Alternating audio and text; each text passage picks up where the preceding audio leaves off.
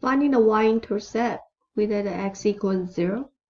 So we just simply to substitute the 0 back to the function f of x. So I have f of 0.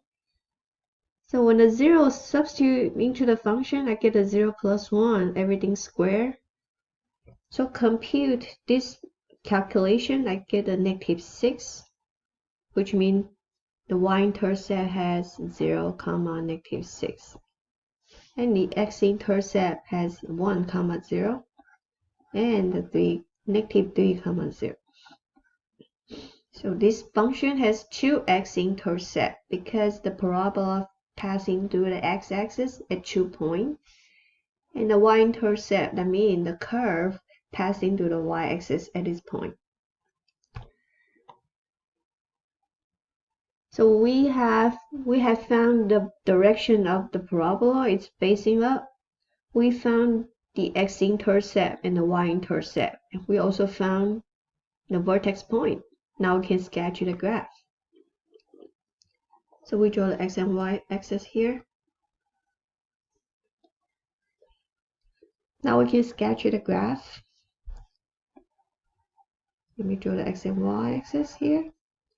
The vertex point is at -1, -a. So -1, -a. This is a point here. I know it's a facing up parabola. X-intercept at 1, 0, which is 1 point here. And the -3, 0. 1, 2, 3. So these 2 points, the curve passing through it. The y-intercept at 0, -6. So we'll say -6 is about here. So combine all the dot here. This is a vertex. Change the direction passing through 0, -6, and then it passing through 1, 0 on the x-axis.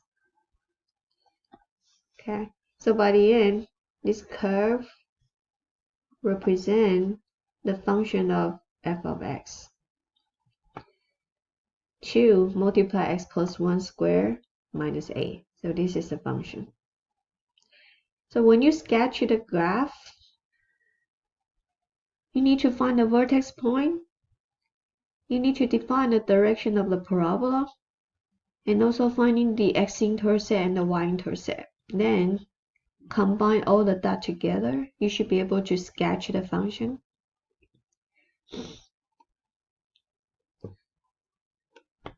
Alright, so now we do the next one. Find the vertex of a parabola whose equation is in general form. So the general form has a pattern like that. F of x equal ax squared plus bx plus c. This is a general form. So the general form of the vertex point formula would be -b over 2a. And the formula to finding the vertex point on the y-axis, you just substitute the vertex point on the x-axis back to the function to find the vertex point on the y. Let me rewrite it so that you don't feel confused. So this is the x and this is the y. So we take a look at the example. Graph the function. This is a general form. So this general form, the leading coefficient number indicate you will have the down parabola because it's a negative value.